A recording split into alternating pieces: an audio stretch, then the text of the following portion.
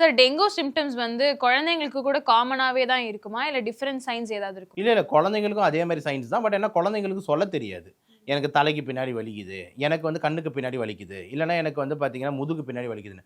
So குழந்தைங்க வந்து பார்த்தீங்கன்னா, நம்ம எப்படி பேசிக்கா ஐடென்டிஃபை பண்ணுவாங்க அப்படின்னா வந்துட்டு, அவங்களோட ஆக்டிவிட்டிய பொறுத்து. குழந்தைங்கனாலே குறும்புதனம், குழந்தைங்கனாலே சுட்டித்தனம், குழந்தைங்கனாலே வந்து என்ன வேணா பண்ணுவாங்க, குதிப்பாங்க, ஓடுவாங்க அப்படின்ற மாரி அம்மாக்கு தெரியும்ல.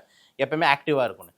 என்ன ஆக்டிவா இருக்க குழந்தை சோர்வாவே படுத்துக்கிட்டு இருக்கு. இதுதான் மெயின் டிஃபரன்ஸா நம்ம குழந்தைங்கள்ல வந்து கண்டுபிடிக்கணும். ஏன்னா படுத்துக்கிட்டே இருக்கு. அதுக்கப்புறம் தொட்டு பார்க்கும்போது காய்ச்சல் அதிகமா இருக்கு அப்படின்னும்போது, இது ஒரு ப்ராப்ளம் அப்படின்னு சொல்லிட்டு உடனே நம்ம வந்து போய் அட்மிட் பண்ற வேலைய வந்துட்டு பார்த்துறணும். இல்ல உடனே டாக்டர் போய் பார்க்குற வேலைய பார்த்துறணும். ஸோ இந்த ஆக்டிவிட்டி டிஃபரன்ஸ் தான் ரொம்ப மெயின். இல்ல குழந்தைங்க கிளாசிக்கலா வந்து எனக்கு ஜுரம் அடிக்குது, இது அடிக்குது இதெல்லாம் சொல்ல மாட்டாங்க.